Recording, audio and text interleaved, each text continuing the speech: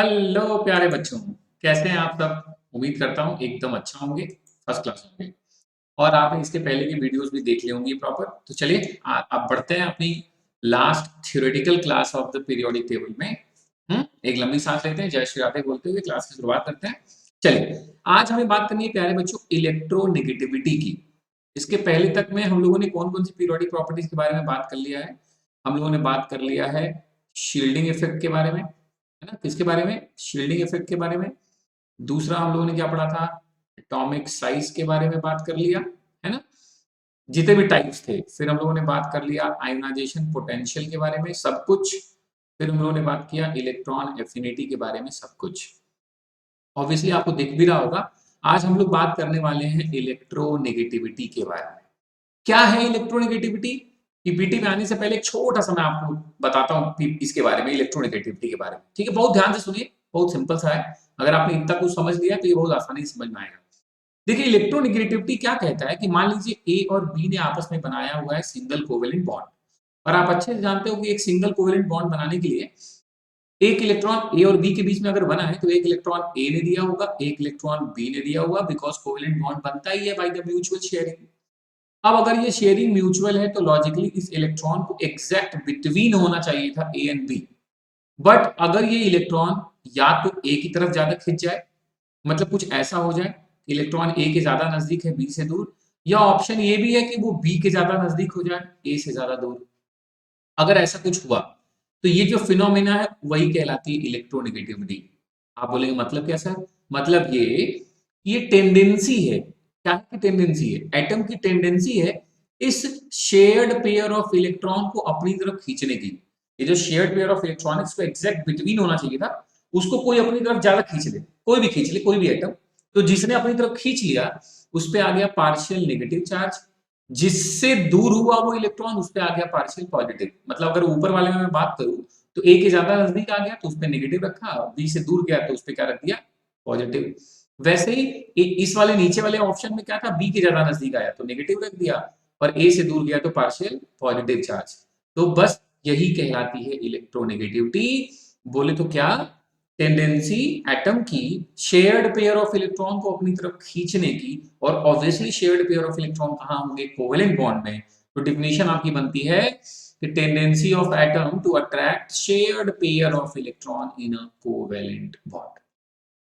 ठीक है, covalent bond में शेयर्ड पेयर ऑफ इलेक्ट्रॉन को अपनी तरफ खींचने की टेंडेंसी को क्या बोलते हैं? इलेक्ट्रोनेगेटिव। और जिसने खींच लिया वो क्या है? More electronegative. ये इसमें क्या है? More electronegative. ठीक है, तो उस पर देखिए क्या आया? Partial negative. और जिससे दूर गया उस पर कौन सा चार्ज है? पार्शियल। क्लियर? कोई बट नहीं, बड़ा आसान सा फंडा है ये। आपने कहा ठीक है सर, ये तो बहुत सिंपल था, बात समझ में आ गया, है ना। जैसे एग्जांपल मैंने लिया एच और सीएल। आप अच्छे से जानते हो कि सीएल इलेक्ट्रॉन को अपनी तरफ खींच लेगा। क्यों खींच लेगा? आज तक पढ़ते आ रहे थे, सीएल की तरफ इलेक्ट्रॉन खींच जाएंगे बिकॉज ऑफ क्लोरीन की इलेक्ट्रोनेगेटिविटी ज्यादा है। इसीलिए वो क्या करेगा? सीएल को अपनी तरफ खींच लेगा, इलेक्ट्रॉन को, शेयर्ड पेयर ऑफ इलेक्ट्रॉन को अपनी तरफ स्लाइटली ज्यादा खींच लेगा। तो क्या हुआ? टेंडेंसी काहे की? शेयर्ड पेयर ऑफ इलेक्ट्रॉन को अपनी तरफ अट्रैक्ट करने की टेंडेंसी को हम क्या बोलते हैं? इलेक्ट्रोनेगेटिविटी। और क्लियर हो गया कि मैं किसी एनर्जी की बात नहीं कर रहा, मैं किसी डिस्टेंस की बात नहीं कर रहा, ये है टेंडेंसी। और प्यारे बच्चों, जिसके भी पहले टेंडेंसी लग जाए उसकी कोई यूनिट नहीं होती, मतलब वो कैसा होता है? Unit less. दैट मीन्स मैं आपसे कह रहा हूं कि इलेक्ट्रोनेगेटिविटी की कोई यूनिट नहीं होती। जैसे इलेक्ट्रॉन एफिनिटी और आयनाइजेशन पोटेंशियल की यूनिट थी किलो जूल पर मोल, इलेक्ट्रॉन वोल्ट पर एटम, या कैलोरी पर मोल, है ना।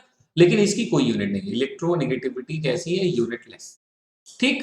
अच्छा, फिर आपको लग रहा होगा अच्छा ठीक है सर, इलेक्ट्रॉन तो सर इलेक्ट्रॉन एफिनिटी में भी गेन हो रहा था, ये भी अपनी तरफ खींच रहा है, कोई डिफरेंस है क्या? मैंने बोला एकदम है मेरे लाल। एकदम घबराइए मत। आपको लग रहा होगा कि मेरे पीछे कुछ छिप जा रहा है, आपको नहीं दिख रहा। डोंट वरी, मैं हूं, एक एक करके सारी बातें आपको बताऊंगा, बस ध्यान से सुनिए।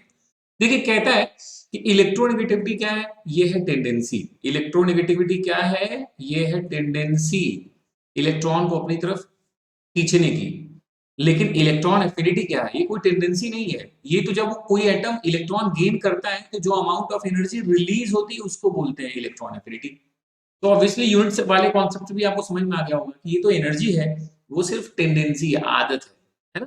मतलब इलेक्ट्रोनेगेटिविटी कैसा टर्म है? Not an energetic term, but की इलेक्ट्रॉन एफिनिटी कैसा है? एनर्जेटिक टर्म है। ठीक, इलेक्ट्रॉन एफिनिटी के जब हम लोग ट्रेंड्स पढ़ रहे थे तो आपने नोटिस किया ढेर सारे एक्सेप्शन थे, फुल फील्ड, हाफ फील्ड, मतलब एक रेगुलर उसका वो नहीं था इंक्रीज और डिक्रीज का। जनरल एक था कि लेफ्ट टू राइट जाने पे इंक्रीज होती है, टॉप से बॉटम आने पे डिक्रीज होती है, बट बीच में कोई स्टेबल आ जाता था, हाफ हाफ फील्ड आ जाता था, तो ऑब्वियसली ये चेंज होता था। बट प्यारे बच्चों, इलेक्ट्रोनेगेटिविटी के केस में ऐसा कुछ नहीं है, है ना? मतलब ये रेगुलरली इंक्रीज होता है पीरियोडिक टेबल में, किसी और फैक्टर पे डिपेंड नहीं कर रहा है। मतलब यहाँ पे कोई एक्सेप्शन नहीं आता। इलेक्ट्रॉन एफिनिटी में आपने ढेर सारे एक्सेप्शन पढ़े थे। जिन जो बच्चे नए या वीडियो देख रहे हैं उन्हें लग रहा है अच्छा ये कब होता है एक्सेप्शन, तो हमें पता ही नहीं है। सो प्लीज वो जाके इलेक्ट्रॉन एफिनिटी वाला वीडियो जरूर देख लेंगे, ठीक है? अब और अभी फोर्थ बात मैंने आपसे की है कि इलेक्ट्रॉन एफिनिटी की यूनिट नहीं होती और इलेक्ट्रॉन एफिनिटी की यूनिट होती है। अभी बात हुई हमारी आपकी, क्या? इलेक्ट्रॉन वोल्ट पर एटम, किलो जूल पर मोल, किलो कैलोरी पर मोल, है ना? तो सिंपल, ये बातें आपको ऑब्वियसली समझ में आ गई होंगी। एक बार फिर से आप देख लीजिए कि ये पहले तो मैंने दोनों का डिफिनेशन लिखा, फिर बताया कि एक एनर्जेटिक टर्म है, एक नहीं है, फिर मैंने बोला एक रेगुलर ट्रेंड फॉलो करता है, एक नहीं फॉलो करता है, एक्सेप्शंस हैं, फिर लास्ट में हमने उनकी यूनिट के बारे में बात कर दी। हो गया डिफरेंस, ठीक है? बड़ा सिंपल। चलो, अब ये इलेक्ट्रोनेगेटिविटी वाला जो बवाल है वो सबसे पहले पाउलिंग भैया ले आए थे। सबसे पहले इलेक्ट्रोनेगेटिविटी को एक्सप्लेन किया था पाउलिंग भैया ने, ये आपको दिख रहे हैं पॉलिंग भैया, है ना? लिनियस पॉलिंग, ठीक है? इन्होंने सबसे पहले इलेक्ट्रोनेगेटिविटी के बारे में बताया और इन्होंने क्या बोला कि जो फ्लोरीन की इलेक्ट्रोनेगेटिविटी है वो पूरे पीरियोडिक टेबल में सबसे ज्यादा है। कितनी होती है? 4। देखो आगे कोई यूनिट नहीं लिखी, मेक श्योर आपको याद रहे ये बात, यूनिट नहीं होती। तो उन्होंने बोला कि फ्लोरीन की इलेक्ट्रोनेगेटिविटी क्या होती है? 4, है ना?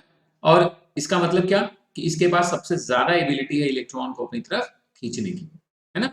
मैं आपको कुछ एलिमेंट की इलेक्ट्रोनेगेटिविटी के बारे में बात करूंगा, क्योंकि अगर आप नीट के पॉइंट ऑफ व्यू से बात करें तो पक्का इलेक्ट्रोनेगेटिविटी जो एलिमेंट के उससे रिलेटेड क्वेश्चन आ ही जाते हैं, आ ही जाते हैं। ये मैं नहीं कह रहा हूं जेई में नहीं आते, मैं कह रहा हूं श्योर है नीट में आ जाते हैं, जेई में भी आते हैं। अभी जब हम लोग सीरीज स्टार्ट करेंगे क्वेश्चंस की तो आप नोटिस करिएगा बहुत सारे क्वेश्चन इससे मिलेंगे, ठीक है? अच्छा, तो इन्होंने बताया, और पाउलिंग स्केल के थ्रू हम एलिमेंट्स की इलेक्ट्रोनेगेटिविटी कैलकुलेट भी कर सकते हैं। पाउलिंग भैया ने अपना एक फॉर्मूला दिया जिसके थ्रू हम एलिमेंट्स की इलेक्ट्रोनेगेटिविटी कैलकुलेट कर सकते हैं, ठीक है? फिर आपको लग रहा होगा अच्छा सिर्फ एक ही भैया थे, नहीं, पाउलिंग भी थे और मुलिकन एक साइंटिस्ट थे, उन्होंने भी एक स्केल दिया था जिसके थ्रू हम क्या करते हैं इलेक्ट्रोनेगेटिविटी कैलकुलेट कर सकते हैं। तो दो स्केल है, पाउलिंग स्केल और मुलिकन स्केल। अच्छा चलो ठीक है, मैं आपको थोड़ा सा इसके बारे में बता देता हूँ। मुलिकन स्केल ने बोला कि जो भी एलिमेंट्स की इलेक्ट्रोनेगेटिविटी होगी वो क्या होगी, उसका आयनाइजेशन पोटेंशियल 1, वो उसकी इलेक्ट्रॉन एफिनिटी 1 और डिवाइडेड बाई 2, इसका जो एवरेज होगा वो क्या होगा, उस एलिमेंट की इलेक्ट्रोनेगेटिविटी होगी। मुलिकन स्केल से हम ऐसे कैलकुलेट करते हैं IP1 plus electron affinity 1 divided by 2। और पाउलिंग भैया ने क्या बोला, मतलब वैसे तो उनका एक फॉर्मूला थोड़ा डिफरेंस है इलेक्ट्रोनेगेटिविटी में, आसान कर रहा हूं क्या कि आपको जो भी, जैसे आपको इलेक्ट्रोनेगेटिविटी ऐसे रिप्रेजेंट करते हैं, है ना, एक्स बोलते हैं, काई बोलते हैं, और मैं लिख देता हूँ पी मतलब पाउलिंग स्केल। तो ये कहता है कि भैया जो भी इलेक्ट्रोनेगेटिविटी मुलिकन स्केल में आई है उसको डिवाइड कर दीजिए 2.8 से, ठीक है? जो वैल्यू आएगी वो इलेक्ट्रोनेगेटिविटी किसकी हो जाती है, पाउलिंग की। बस ध्यान क्या रखना है कि ये जो मुलिकन स्केल में आईपी और ईए था, इसमें यूनिट जो है वो ध्यान रखना है इलेक्ट्रॉन वोल्ट में होनी चाहिए, इसमें होनी चाहिए इलेक्ट्रॉन वोल्ट पर एटम में, है ना? नीट के क्वेश्चन में आया हुआ है, तो वैल्यूज दी थी जूल में और पूछा था, और ऑब्वियसली हमें तो वैल्यू इलेक्ट्रॉन वोल्ट पर एटम में रखनी है, तो ये ध्यान रखिएगा, जूल में रख देंगे आंसर नहीं आएगा, फिर आपको लगेगा अरे फॉर्मूला ही गलत है क्या, क्यों नहीं आ रहा है। ध्यान रखिएगा ये जो भी मुलिकन ने फॉर्मूला दिया था वो इलेक्ट्रॉन वोल्ट पर एटम में होना चाहिए, इस बात का ध्यान रखिएगा। देन जो भी वैल्यू आए 2.8 से डिवाइड कर दीजिए, वो पाउलिंग स्केल की इलेक्ट्रोनेगेटिविटी निकल जाएगी। मतलब मैंने आपको इन शॉर्ट दोनों के बीच का रिलेशन बता दिया, आपको दोनों के लिए ज्यादा मेहनत नहीं करनी पड़ेगी, एक निकल गया दूसरे को ऐसे निकाल लीजिए, सिंपल, ठीक है? मतलब कोई एक अगर आप निकाल लेंगे तो दूसरा आपके लिए निकलना आसान, सिंपल। बढ़ू आगे।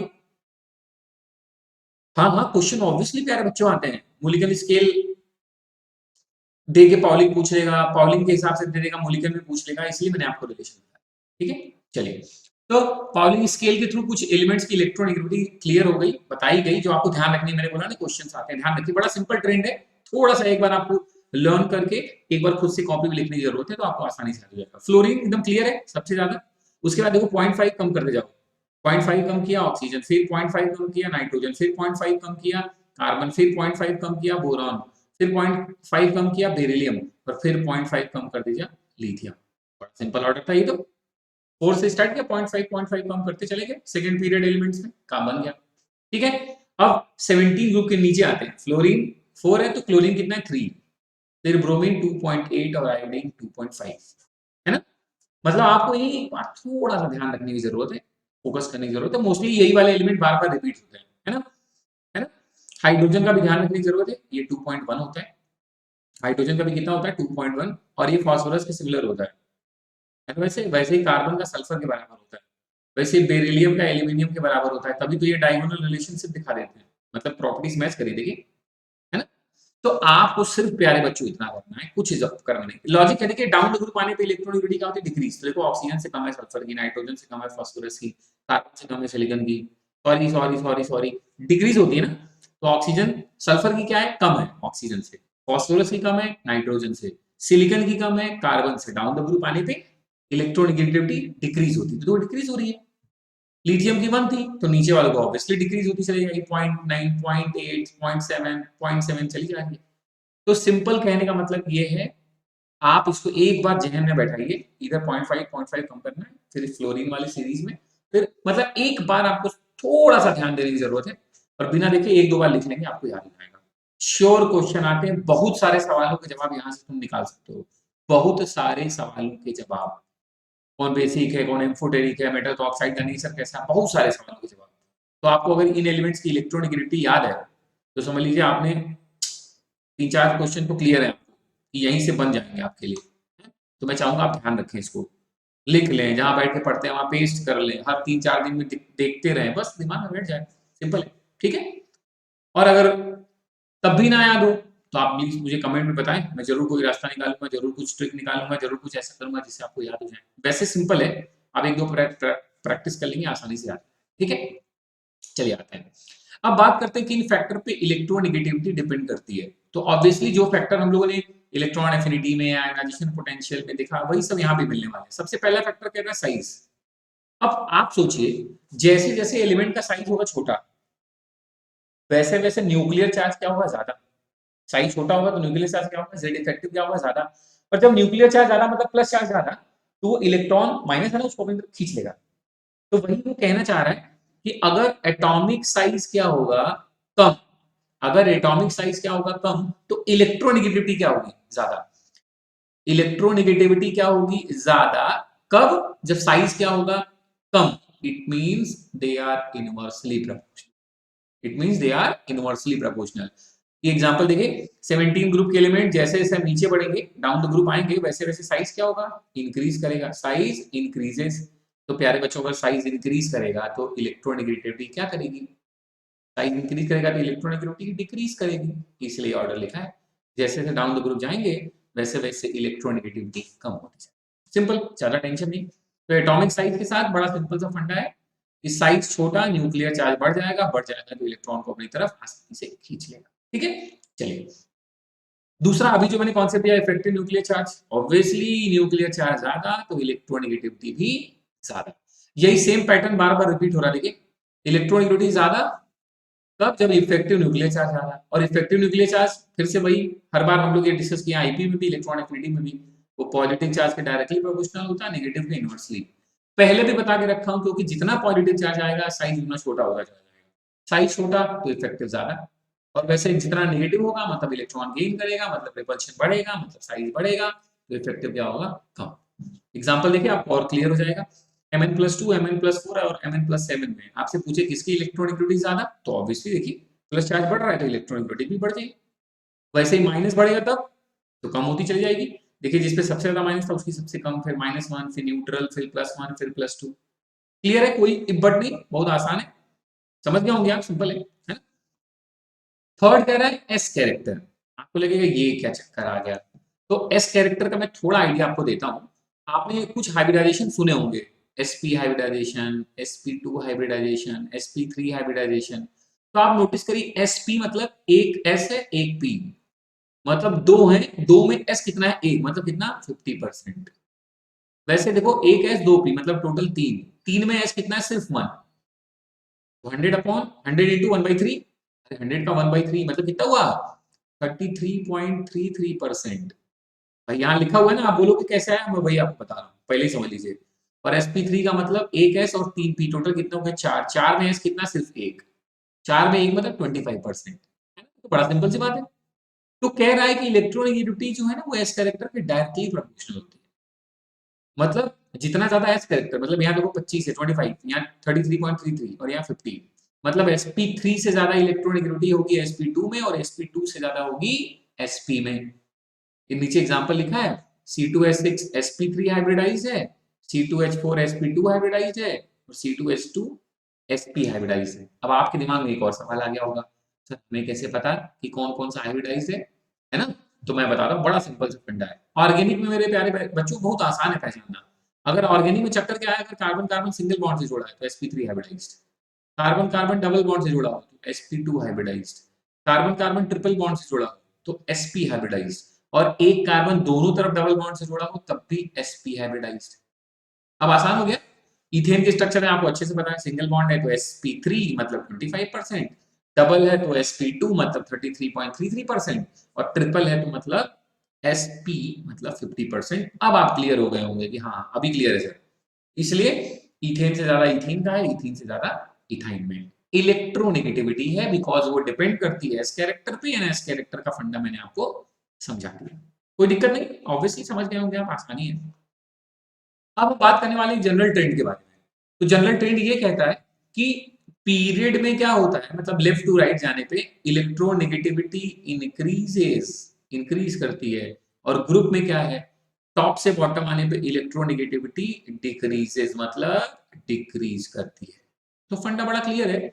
नॉर्मल ट्रेंड क्या कहता है कि लेफ्ट टू राइट जाने पे इंक्रीज करेगी, टॉप से बॉटम आने में डिक्रीज करेगी। इसका मतलब देखो, टॉप से बॉटम आ रहा है डिक्रीज कर रही है, और लेफ्ट टू राइट आ रहा है तो इंक्रीज कर रही है। मतलब सबसे ज्यादा आपको लग रहा होगा तब तो सर हीलियम की होनी चाहिए। नोबल गैस है, आप जानते हो अच्छे से, वो इलेक्ट्रॉन इलेक्ट्रॉन की मोह माया से मुक्त है।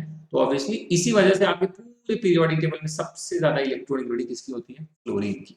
सबसे ज्यादा इलेक्ट्रॉन एफिनिटी किसकी होती है? क्लोरीन की। ये ध्यान रखिएगा, highest electronegativity fluorine, highest electron affinity chlorine, highest ionization potential helium, है।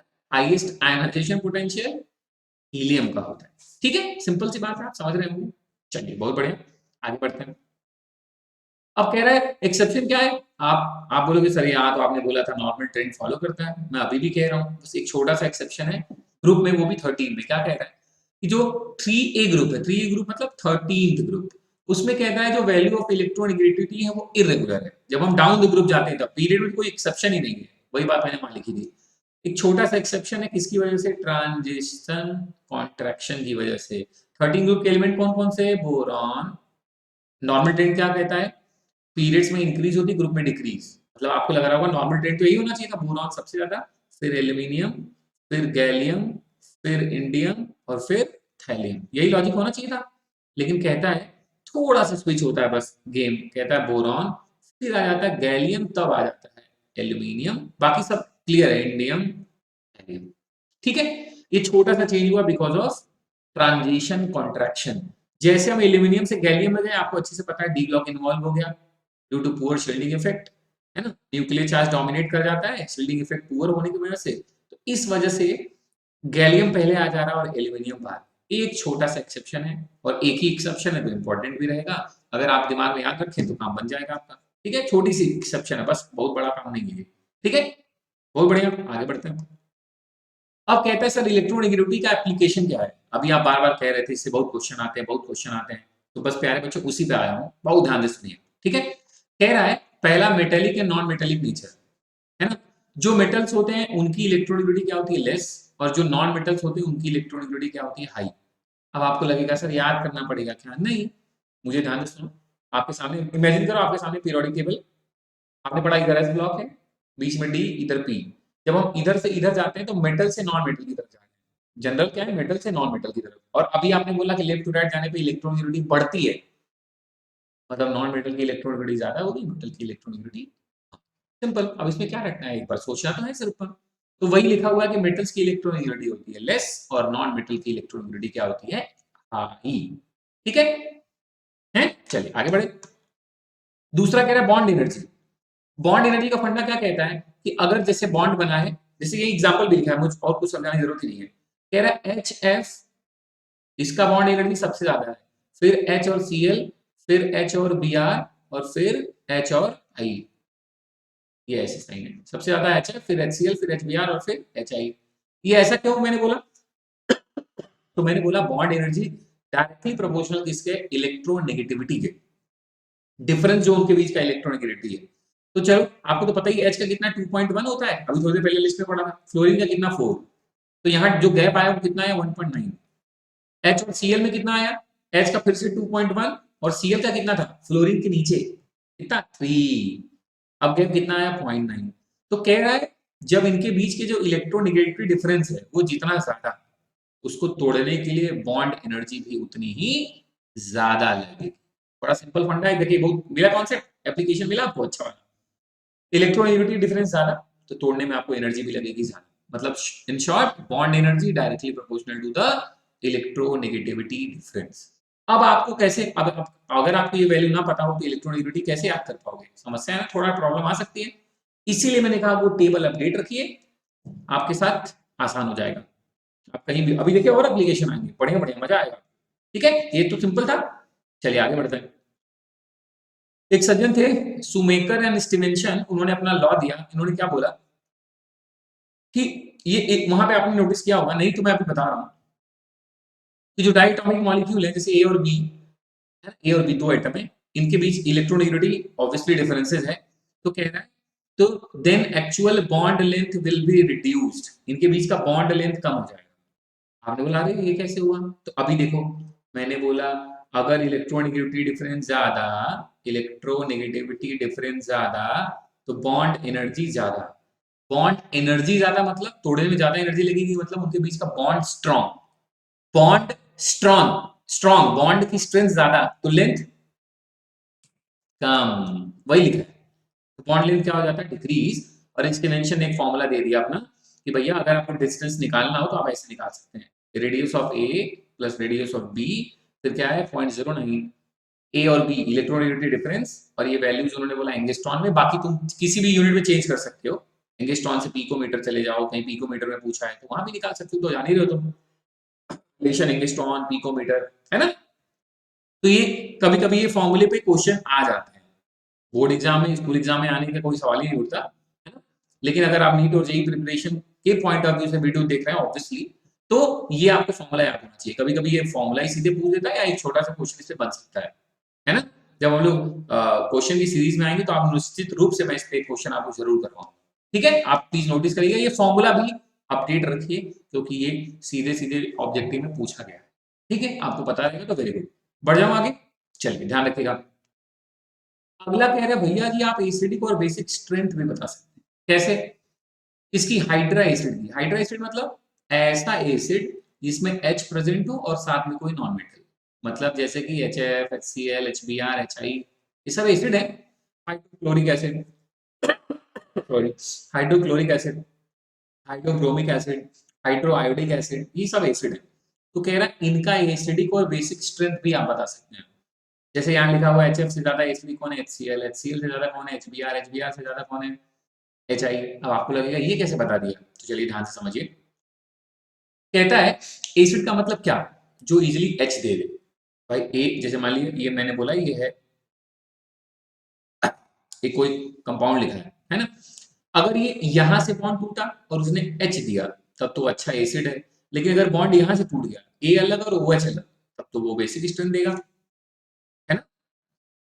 भाई मेरे प्यारे बच्चों, अगर बॉन्ड यहां से टूटा तो ध्यान से देखिए, एक तो ये मिला AO और दूसरा क्या मिला H।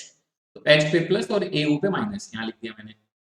और अगर बॉन्ड ये वाला टूटा तब, तो OH पे माइनस और A पे प्लस, तो ऐसे टूटेगा। तो वो डिपेंड करता है ना कि वो एसिडिक स्ट्रेंथ देगा या बेसिक, बॉन्ड कौन सा टूट रहा है ना, बॉन्ड कौन सा टूट रहा है। और फंडा समझिएगा, मैंने बोला कि AOH में अगर A की इलेक्ट्रोनेगेटिविटी ज्यादा होगी 1.7 से, A की इलेक्ट्रोनेगेटिविटी ज्यादा होगी 1.7 से, ये AOH, अगर इलेक्ट्रोनेगेटिविटी A वाला जो है भाई साहब, उनकी इलेक्ट्रोनेगेटिविटी ज्यादा हुई किससे? 1.7 से। तो समझ लेना कि वो जो भाई कंपाउंड है जिसके बारे में हम लोग बात कर रहे हैं वो एसिडिक नेचर शो करेगा। और अगर ए की इलेक्ट्रॉन निगेटिविटी 1.7 से कम होगी, अच्छा 1.7 से ज्यादा मतलब वो नॉन मेटल की लिस्ट में आ गया, 1.7 से कम मतलब मेटल की लिस्ट में आ गया। तो एवज कैसा नेचर शो करेगा? बेसिक। आपको लग रहा होगा ये कैसे क्लियर हुआ, तो मैं बता रहा हूँ, ध्यान से सोचिए। मैं कह रहा हूँ अगर ए आपका मेटल हो गया तो मेटल का हाइड्रोक्साइड कैसा होता है आप अच्छे जानते हो न। अच्छा कोई एग्जांपल सोच लो, NaOH, बस अपने आप सारा मामला क्लियर हो गया। KOH है ना, मेटल के हाइड्रोक्साइड ऑब्वियसली बेसिक। तो वही कह रहा है कि अगर AOH में मैं हाइड्रोक्साइड की एसिडिक और बेसिक स्ट्रेंथ के बारे में पूछ रहा हूँ, तो अगर ए वाले भैया की इलेक्ट्रॉन नेगेटिविटी 1.7 से ज्यादा है मतलब वो नॉन मेटल। और नॉन मेटल का जो OH है हाइड्रोक्साइड वाला लिस्ट है, तो वो कैसा होगा? एसिडिक। और अगर कोई मेटल है तब कैसा होगा? बेसिक। ये यहां से आप इलेक्ट्रोनेगेटिविटी की हेल्प से भी कर सकते हैं आसानी से। ठीक है, अच्छा हाइड्रोक्साइड वाला कॉन्सेप्ट देखिए, यही जो मैं आपसे बोल रहा था वही लिखा हुआ है। मतलब आप समझिए ना मैं क्या बोल रहा हूँ। मैं कह रहा हूँ इसके और इसके बीच का जो डिफरेंस है, XO और XA का जो डिफरेंस है, greater than or equal to है किसके? O और H वाले के। तो मतलब जिसका इलेक्ट्रोनेगेटिविटी डिफरेंस ज्यादा, वो कैसा बॉन्ड हो गया? ज्यादा पोलर। जो ज्यादा पोलर वो क्या होगा? जो ज्यादा पोलर वो हो जाएगा ब्रेक। मतलब ए और ओ के बीच का इलेक्ट्रोनेगेटिविटी डिफरेंस ज्यादा तो ये बॉन्ड टूट जाएगा। ओ और एच के बीच से अगर ज्यादा तो ये टूट गया, ये टूट गया तो OH मिला हमें मतलब बेसिक। और अगर डिफरेंस ये वाला ज्यादा तो ये वाला बॉन्ड टूटेगा, तो नेचर कैसा हो जाएगा? बेसिक। सब बहुत सिंपल सी बात है, सोच के लो मेरे प्यारे बच्चों। एक ही बात को कई तरीके से बताया जा रहा है कि आपके दिमाग में रुके। मैं क्या कह रहा हूँ, देखो बॉन्ड बना है AOH। मैं कह रहा हूँ मान लो ए और ओ के बीच का इलेक्ट्रोनेगेटिविटी डिफरेंस ज्यादा है ना, ये डिफरेंस ज्यादा है और ये वाला डिफरेंस कम। तो जहां इलेक्ट्रोनेगेटिविटी डिफरेंस ज्यादा वो वाला बॉन्ड टूट जाएगा। अब अगर ये वाला बॉन्ड टूटा तो OH अलग होगा और A अलग, OH मिला मतलब बेसिक। ये वाला बॉन्ड टूट जाएगा तो AO और H मिलेगा, तो H मिला मतलब एसिडिक, सिंपल। और कौन सा बॉन्ड टूटेगा ये आप कैसे डिसाइड करोगे? जिस बॉन्ड में इलेक्ट्रोनेगेटिविटी डिफरेंस ज्यादा होगा, भैया मेरे इलेक्ट्रोनेगेटिविटी डिफरेंस ज्यादा, तो पोलर ज्यादा हो गया वो बॉन्ड। अरे मतलब ऑब्वियसली एक ज्यादा खींच लिया, एक कम खींच लिया, पोलैरिटी आ गई तो जल्दी टूटेगा वाला बॉन्ड। तो फिर उसी हिसाब से आप डिसाइड कर सकते हो आसानी से कि एसिडिक नेचर शो करेगा या बेसिक नेचर। ठीक है, चलिए आप समझ गए। अब मैं आप ज्यादा तकलीफ नहीं दे रहा हूँ आपको। नेचर ऑफ हाइड्रोक्साइड का कॉन्सेप्ट आप समझिए, आगे बढ़ते हैं। अब ऑक्साइड का सर बता दीजिए, एसिडिक और बेसिक तो बड़ा क्लियर है बच्चा। आप में ऑक्साइड का वाला फंडा तो आप अच्छे जानते हो। जब मेटल का जो ऑक्साइड होता है बच्चा, या तो वो होता है बेसिक, मोस्टली क्या होता है बेसिक, समटाइम क्या होता है एम्फोटेरिक। मतलब कहने का मतलब है ज्यादातर जो मेटल के ऑक्साइड है वो बेसिक है, कुछ लोग हैं एम्फोटेरिक। वैसे ही प्यारे बच्चों, जो नॉन मेटल के ऑक्साइड है वो क्या होते हैं? एसिडिक। और कुछ कैसे होते हैं? न्यूट्रल। न्यूट्रल मतलब जैसे कार्बन मोनोऑक्साइड, जैसे नाइट्रस ऑक्साइड, जैसे नाइट्रिक ऑक्साइड, जैसे वाटर। ये सब क्या है प्यारे बच्चों? ये सब क्या है? ये है न्यूट्रल। इनके अलावा जो मिले समझ लेना वो क्या है? एसिडिक। वैसे ही मोस्टली क्या होते हैं? बेसिक। कुछ है एम्फोटेरिक। जैसे मैं इसलिए मैं बोल रहा हूँ तुम कंफ्यूजन में मत रहो। जैसे कि जिंक का ऑक्साइड, एल्यूमिनियम का ऑक्साइड, लेड का ऑक्साइड, बेरिलियम का ऑक्साइड, टिन का ऑक्साइड, ये सब क्या है? ये सब क्या है प्यारे बच्चों? एम्फोटेरिक। तो इनके अलावा कुछ मिले मतलब बेसिक। तो अब मेरी बात समझना, अभी हमने थोड़ी देर पहले बात की थी ना, पीरियोडिक टेबल अपने सामने एज्यूम कर लो तो आपको लगेगा इधर है मेटल, इधर है नॉन मेटल। मेटल का ऑक्साइड बेसिक, नॉन मेटल का ऑक्साइड एसिडिक। तो अगर मैं लेफ्ट टू राइट जाऊंगा तो मैं कहां से कहां जा रहा हूं? बेसिक से एसिडिक की तरफ।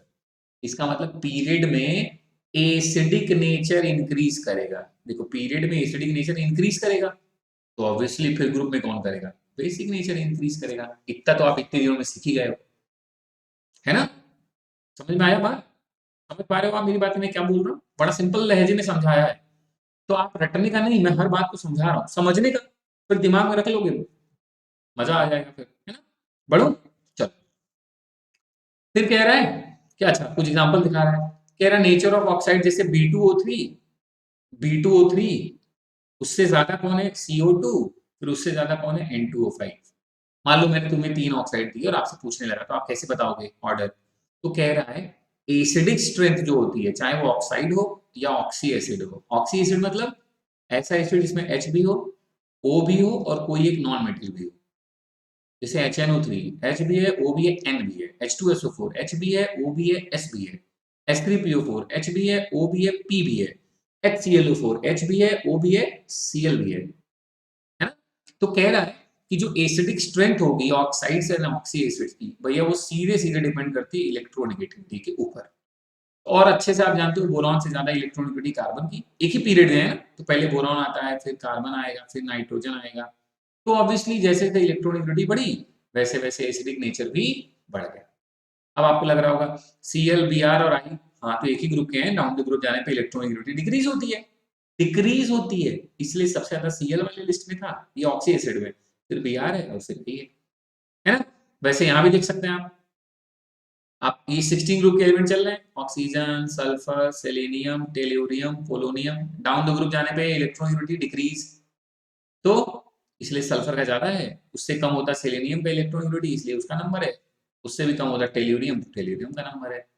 मतलब ज्यादा टेंशन की बात ही नहीं है, बहुत सिंपल है। अपने दिमाग में बैठाना है आपको कि एसिडिक स्ट्रेंथ चाहे ऑक्साइड की पूछे या ऑक्सी एसिड्स की, सिंपल है, इलेक्ट्रोनेगेटिविटी के डायरेक्टली प्रोपोर्शनल होती है। बात खत्म। इन शॉर्ट, जो जितना ज्यादा नॉन मेटेलिक कैरेक्टर रख रहा है उसका ऑक्साइड उतना ही ज्यादा क्या होगा, एसिडिक। सिंपल। अभी मैंने आपको ऊपर ये वाला कॉन्सेप्ट बताया है, मेटल के ऑक्साइड्स और नॉन मेटल के ऑक्साइड वाला, यहाँ से भी आप कर सकते हैं। ठीक है, बहुत बढ़िया। आपने कहा सर मान लीजिए सब क्लोरीन की हो, HClO4, HClO3, HClO2, HClO, अब क्या करें सर? अब कौन सा एलिमेंट अलग अलग, तो हर जगह क्लोरीन ही है, इलेक्ट्रोनेगेटिविटी हर बार क्लोरीन की सिमिलर ही है, अब कैसे डिसाइड करें? तब कहता है कि अगर एक ही एलिमेंट होगा तब एसिडिक नेचर डिसाइड होता है उनके ऑक्सीडेशन स्टेट से। इससे डिसाइड होता है प्यारे बच्चों, ऑक्सीडेशन स्टेट से। HClO में क्लोरीन का ऑक्सीडेशन स्टेट कितना है? आपको अगर नहीं पता कैसे निकालना है, देखिए मैं बताता हूँ। HClO4, H का तो आप जानते हो +1 फिर प्लस, Cl का निकालना है, X मान लो फिर प्लस, एक ऑक्सीजन पे -2 होता है चार्ज, तो 4 पे -8 और equal to charge on the compound, तो HClO4 पे कितना चार्ज है? 0। यहाँ से X की वैल्यू कितनी आई? +7। तो यहाँ कितना है? +7। वैसे यहाँ कितना आएगा? +5। आप निकाल के एक बार ट्राई कर लीजिए, पॉज करके ट्राई कर लीजिए। यहाँ कितना आएगा? +3। यहाँ कितना आएगा? +1। आप नोटिस कर रहे हैं ऑक्सीडेशन स्टेट ज्यादा है तो इलेक्ट्रो एसिडिक नेचर भी क्या हो गया? ज्यादा। देखिए वैसे H2SO4 और H2SO3 में यहाँ पे S का कितना आएगा? 2 और ये 8 मतलब +6। ये कितना आएगा? 2 और 6 मतलब +4। तो ऑब्वियसली एक ही एलिमेंट है तो ऑक्सीडेशन स्टेट से डिसाइड होगा, अलग अलग एलिमेंट हैं तो इलेक्ट्रोनेगेटिविटी से डिसाइड होगा। किसी कंपाउंड में है तो बॉन्ड के डिफरेंसेस, कौन सा बॉन्ड ज्यादा पोलर है वो टूटेगा, उससे डिसाइड हो जाएगा एसिडिक है कि बेसिक। क्लियर? सिंपल। आगे बढ़े, चलिए बहुत बढ़िया। देखिए जो मैंने बात बोली वही लिखा हुआ है आपके लिए, ध्यान दे लें आप सभी लोग। बेसिक ऑक्साइड्स, मेटल के oxides, acidic oxides, non metal के ऑक्साइड। बट कुछ ऑक्साइड्स नॉन मेटल के न्यूट्रल होते हैं, देखिए आपके सामने एग्जांपल लिखा है, जो ऊपर डिस्कशन हुआ था। वैसे ही कुछ मेटल के ऑक्साइड्स एम्फोटेरिक होते हैं, वो भी आपके सामने लिखा हुआ है। Zinc, aluminium, lead, beryllium, gallium, tin, chromium, है ना? आर्सेनिक, वेनेडियम, एंटीमनी, ये सब कैसे हैं? Amphoteric oxides. मतलब इनके अलावा और कुछ नहीं, इनके अलावा और कोई एम्फोटेरिक नहीं है। ये तुम्हारे सामने जो लिस्ट है, तो ये अपडेट, तो मतलब अब लोचा नहीं होने वाला एम्फोटेरिक। ठीक। फिर कहता है एप्लीकेशन, बॉन्ड के बारे में भी पता लग जाता है। कैसे? देखो दिखाता हूं आपको कैसे पता लगेगा। कह रहा है हैनी एंड स्मिथ ने एक फॉर्मूला दिया था, आप बॉन्ड का नेचर डिसाइड कर सकते हैं। उन्होंने बोला कि जैसे मान लीजिए ए और बी के बीच के बारे में बात हो रही है, मान लीजिए ए और बी कोई बॉन्ड बना है इन एटम्स के बीच में, और आपसे पूछा जा रहा है जो बॉन्ड है उसमें कैरेक्टर बताइए, नेचर ऑफ बॉन्ड। तो इन्होंने फंडा दिया कि आयनिक कैरेक्टर कैसे निकालेंगे? 16 इलेक्ट्रोनेगेटिविटी का डिफरेंस प्लस 3.5 इलेक्ट्रोनेगेटिविटी डिफरेंस का स्क्वायर, ये फॉर्मूला है ना? अब अगर कह रहे हैं कि इलेक्ट्रोनेगेटिविटी डिफरेंस जो ए और बी के बीच की है, अगर वो ग्रेटर देन इक्वल टू 2.1 है, तो आयनिक परसेंटेज भी क्या होगा? 50% से ज्यादा है, मतलब वो बॉन्ड कैसा हो गया? आयनिक। और अगर कह रहे हैं डिफरेंस 2.1 या उससे कम है, तो आयनिक कैरेक्टर लेस देन आएगा 50 से, तब बॉन्ड कैसा हो गया? कोवेलेंट। ये तो आप बेसिक फंडा है कि कोई भी बॉन्ड 100% आयोनिक नहीं होता, 100% कोवेलेंट। कुछ ना कुछ कैरेक्टर दोनों ही होते हैं। तो जो ज्यादा होगा वही डोमिनेट कर लेगा। तो अगर 50% से ज्यादा आयनिक कैरेक्टर है तो वो बॉन्ड को हम आयनिक बोल देंगे। 50% से ज्यादा कोवेलेंट बॉन्ड वाला कैरेक्टर आ रहा है तो वो कंपाउंड या बॉन्ड कैसा हो जाएगा, कोवेलेंट। कैसे पता चला? अब पूरा सॉल्व करने की जरूरत भी नहीं है। ए और बी खटाक से देखिए, इंपॉर्टेंट लिस्ट इलेक्ट्रोनेगेटिविटी की, देखिए कितना काम आ रही है। वहां से देख लीजिए ए और बी के बीच का डिफरेंस अगर आपको लग रहा है 2.1 या उससे ज्यादा है ना, तो समझ लीजिए क्लियर कि ये पूरी वैल्यू जब आप निकालेंगे तो 50% से ज्यादा आएंगे। तो मतलब समझ लीजिए वो बॉन्ड कैसा है, आयोनिक। 2.1 से कम है तो इसलिए कैसा है, कोवेलेंट। ठीक, बढ़ जाए आगे, बहुत बढ़िया। एग्जाम्पल देखिए, कह रहा है आपसे कौन सा पोलर है। पोलर मतलब सीधे सीधे इलेक्ट्रोनेगेटिविटी डिफरेंस, ये तो पहले भी डिस्कस कर लिया है ना, तो आपको ये तो बहुत सिंपल समझ में आ गया होगा, इसमें ज्यादा दिक्कत। ठीक है, चलिए कुछ क्वेश्चन देख लीजिए फटाफट। कह रहा है इन चारों oxides which of the following oxide is not expected to react with sodium hydroxide. कह रहा है सोडियम हाइड्रोक्साइड से इनमें से कौन सा ऑक्साइड रिएक्ट नहीं करेगा। सोडियम हाइड्रोक्साइड मतलब NaOH। NaOH क्या है, बेस। तो बेस से एसिड तो कर ही लेगा, अरे बेस से रिएक्शन एसिड तो कर ही लेते हैं। एम्फोटेरिक वाला भी कर लेगा। एम्फोटेरिक मतलब होता ही यही है कि जब वो बेस के साथ कंबाइंड होते हैं तो एसिडिक नेचर दिखाते हैं, एसिड के साथ कंबाइंड होते हैं तो बेसिक नेचर दिखाते हैं। मतलब एम्फोटेरिक वाला भी कर लेगा। इस बेस से रिएक्शन कौन नहीं करेगा, जो बेस होगा। फटाफट पकड़िए कौन सा नहीं है। बेरिलियम ऑक्साइड, अरे सर अभी आपने बोला एम्फोटेरिक की लिस्ट में था। बोरॉन का ऑक्साइड, सर ये भी आपने बोला था ये नॉन मेटल का ऑक्साइड है सर, तो ठीक है। कैल्शियम ऑक्साइड, अरे सर यही वाला है बेसिक, और बेसिक ऑक्साइड के साथ रिएक्शन नहीं कर पाएगा भैया मेरे। एम्फोटेरिक होता तो कर लेता। और सिलिकॉन का ऑक्साइड तो जान ही रहे हो आप, नॉन मेटेलिक। तो कौन सा ऑप्शन होगा, CaO, ये रिएक्शन नहीं करेगा NaOH के साथ। बाकी लोग कर लेंगे क्योंकि बाकी लोग एम्फोटेरिक हैं चाहे एसिडिक हैं, तो ये तो कर ही लेंगे। ठीक है, बहुत बढ़िया, शाबाश। दूसरे में क्या कह रहा है, कह रहा है the electronegativity of the following element increases in the order. Element दिया हुआ ना आपसे, कह रहा है इलेक्ट्रोनेगेटिविटी कैसे इंक्रीज करेगी। कौन कौन सा एलिमेंट है, फट से देखिए। कार्बन है, नाइट्रोजन है, सिलिकॉन है, फास्फोरस है। ऐसे क्वेश्चन कैसे लगते हैं मैं आपको कई बार बता चुका हूँ। ठीक उनको वैसे लिखिए जैसे ये पीरियोडिक टेबल में है। कैसे होते हैं पीरियोडिक टेबल में, कार्बन आता है, फिर नाइट्रोजन आता है, कार्बन के नीचे सिलिकॉन आता है, और नाइट्रोजन के नीचे क्या आता है, फास्फोरस। लेफ्ट टू राइट जाने पे इलेक्ट्रोनेगेटिविटी इंक्रीज होती है, टॉप से बॉटम आने पे इलेक्ट्रोनेगेटिविटी डिक्रीज होती है। मतलब कार्बन से ज्यादा किसका होगा, नाइट्रोजन का। कार्बन से कम किसका होगा, सिलिकॉन का। और नाइट्रोजन से कम किसका होगा, फास्फोरस का। समझ पे आ रहा है आपको मैं क्या बोल रहा हूँ। कार्बन और सिलिकॉन में कार्बन का ज्यादा है, तो देखिए आपके पास क्या निकल के आ रहा है कि नाइट्रोजन आ गया, उससे कम कौन निकल के आया था, कार्बन। कार्बन से भी कम किसका है, सिलिकॉन का। और और सिलिकॉन से, भाई लेफ्ट टू राइट तो बढ़ता है, सिलिकॉन से ज्यादा है फास्फोरस। सिलिकॉन से ज्यादा है फास्फोरस, बट नाइट्रोजन से कम है। और इतना तुम गणित ना लगा पाओ तो तुम्हें तो सीधे सीधे इलेक्ट्रोनेगेटिविटी का ऑर्डर बताया था ना भाई लिस्ट में, कहीं से सीधे चेक कर लो, अपने आप काम बन गया। इन सब में ये तो क्लियर ही हो गया है, सबसे ज्यादा कौन है, नाइट्रोजन। यही ना, ऑप्शन चेक कर लो, सबसे ज्यादा कौन है, नाइट्रोजन। क्लियर हो गया सी, बाकी कुछ सोचने की जरूरत भी नहीं पड़ी तुम्हें। अगर होती भी तो क्लियर है, सिलिकॉन के बाद कौन आता, फास्फोरस, उसके बाद कार्बन, फिर नाइट्रोजन। तब भी यही ऑप्शन क्लिक करते तुम, है ना। सिंपल है, ज्यादा टेंशन नहीं। चलो प्यारे बच्चों, बहुत बढ़िया। बाकी आप क्वेश्चंस करिएगा, मैं क्वेश्चन की सीरीज के साथ जल्दी मिलूंगा आपसे। इंपॉर्टेंट क्वेश्चन डिस्कस होंगे उसमें आपसे। बट आप, मैं इतने के बाद भी आप करेंगे तो आप बहुत सारे क्वेश्चन करेंगे। कह रहा विच of the following oxide is most acidic. MgO metal का ऑक्साइड, बेसिक। PeO बेरिलियम का ऑक्साइड, BaO ये भी मेटल का ऑक्साइड, बेसिक। CaO कैल्शियम का ऑक्साइड, ये भी क्या है, बेसिक। अब बेरिलियम क्या है, ये थोड़ा इंफोटेरिक नेचर भी शो करता है, आपने लिस्ट में पढ़ ही लिया था, कोई बात नहीं। अब आप नोटिस करिए कि Mg, Ba और Ca, आपको याद आएगा ये एक ही ग्रुप से बिलोंग करते हैं।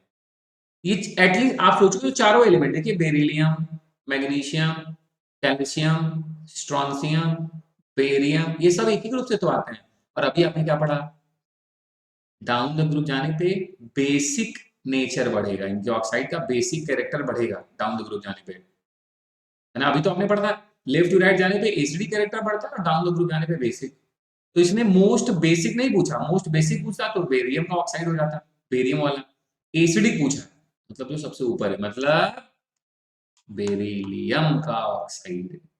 ठीक है, सिंपल, इसमें कोई घबराने की बात तो नहीं, आसान है। अगले क्वेश्चन में कह रहा है the amount of energy released for the process x एक इलेक्ट्रॉन गेन किया, बन गया x माइनस। कह रहा इज मिनिमम और मैक्सिमम। अच्छा, आपने नोटिस किया ये इलेक्ट्रॉन एफिनिटी की बात चल रही है इलेक्ट्रॉन गेन करने की, तो मिनिमम किसकी होगी? मिनिमम किसकी होगी प्यारे बच्चों? फिर से इन एलिमेंट्स को वैसे ही अरेंज करो जैसे ही पीरियोडिक टेबल में होते हैं, तो आपको लगेगा सर बोरॉन आता है, उसी लिस्ट में आता है कहीं जाके नाइट्रोजन, फिर आगे कहीं आएगा फ्लोरीन, उसके नीचे कौन आएगा? क्लोरीन। और बात तो हो रही है इलेक्ट्रॉन एफिनिटी की, सब पीरियोडिक टेबल में हाईएस्ट इलेक्ट्रॉन एफिनिटी किसकी होती है? क्लोरीन की। तो एक तो कंफर्म हो गया सर। मिनिमम बाद में, मैक्सिमम तो क्लियर हो गया, मैक्सिमम किसका होगा? बी का। कौन सा ऑप्शन है जिसमें मैक्सिमम बी है? तो आपको लगा 3 है सर।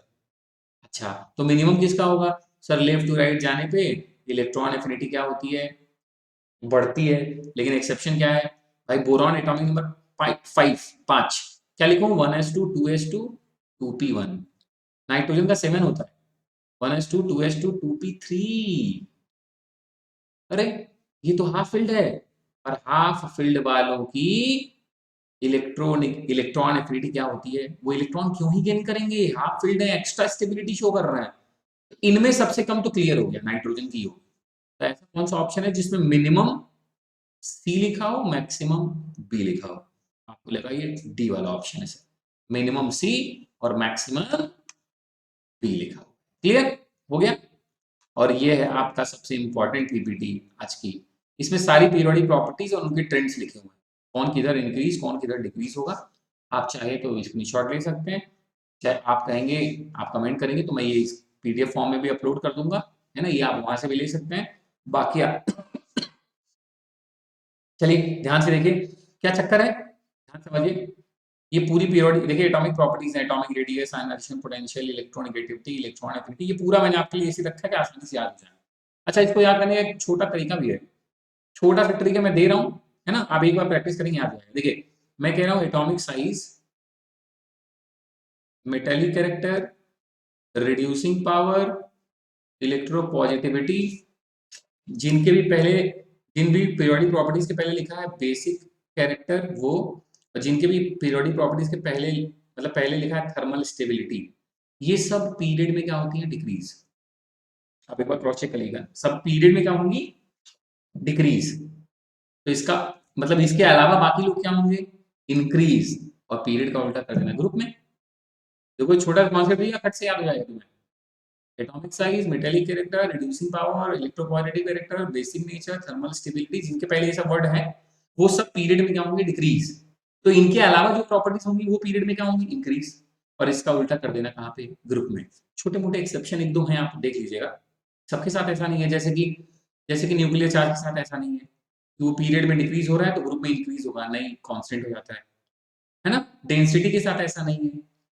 वैलेंसी आपने नोटिस किया ग्रुप में कांस्टेंट होती है, पीरियड में फर्स्ट इंक्रीजेस होती है देन डिक्रीजेस।